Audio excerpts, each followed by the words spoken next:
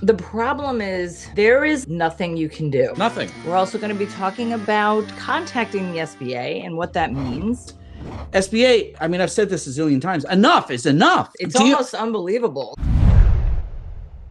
Problem with starting the show right now is that remember how massively angry I was at the SBA just 30 minutes ago? Yeah. I've definitely cooled down. It has been SBA day from hell.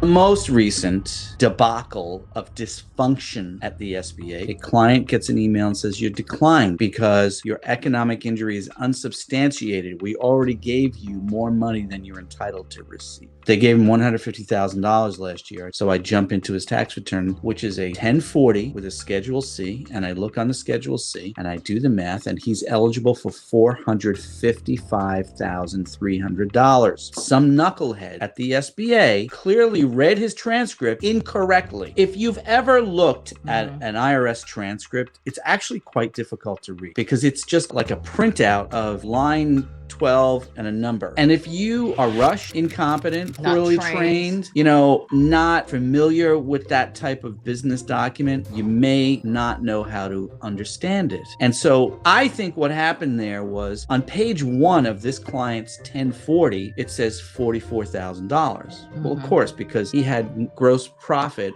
of $267,000 on Schedule C. And then once his expenses deduct out, he had about $44,000. I am betting dollars to donuts that the idiot at the SBA who read the transcript and sent this stupid email, they saw the $44,000 on the IRS transcript and they went 44 times 2 is 88. Oh, we gave him $150,000, Boom, that one's off my desk. Next, as if that's not dysfunctional debacle enough, 8 minutes ago before showtime, the client gets another email from the SBA saying, hey man, we're working on your file. Send us a tax return, send us a 2202, send us a 4506T and a voided check.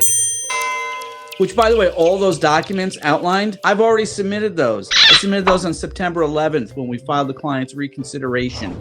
Oh, let me take down the other. By the way, we had someone else who commented on one of our other videos today that tell your husband to shut up. He talks too much. Get to the point. Okay. This was on Reddit. So we don't know who this person is. She received this after being told that she could call anytime for questions or status updates. This is very important. Linda, what advice have I been giving people since January? Don't call. Don't call. Stop calling. This SBA rep says, I will stop responding if you are unable to stop contact. I know we are not moving quickly enough for millions of people. This is a rep at the SBA admitting that the SBA is not moving quickly enough for millions of people. That's right. There are millions of you applying for the EIDL program, but so many of you out there behave as if you're the only person who has applied. Cut it out. We talk to people every single day and email. It's rightfully so because the SBA has sucked. At some point, we need to realize that there's nothing we can do. No, do not send an email. I'm going to get to that. You know what you have to do, Makufash? You have to wait. Stop sending emails that have giant novel-length stories in them. If you must send in a document, the email goes like this. Good afternoon. Attached, please find the following documents. IRS Form 4506T, 2202.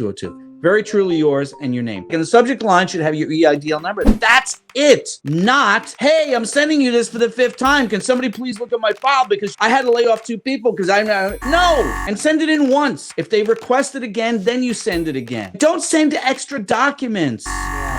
Let's go down to the bottom of the post. Here's what the SBA representative says. The notes in your file where loan officers must read through to understand what is going on is dozens of pages long of just your calls. Every time you contact the SBA, they have to put a note in your file. They're required to do that. If you've been calling, it does not have an effect. None. Because zero. You wouldn't be asking this question here with us live, depending on how long your file, if your file's been in since August or April or pick a month. Jenny Combs just posted 6 months she was in reconsideration. Yeah. So Jenny did the thing that we tell everybody to do. She fixed her 4506T. See, that's what you folks need to be doing. Put your own house in order.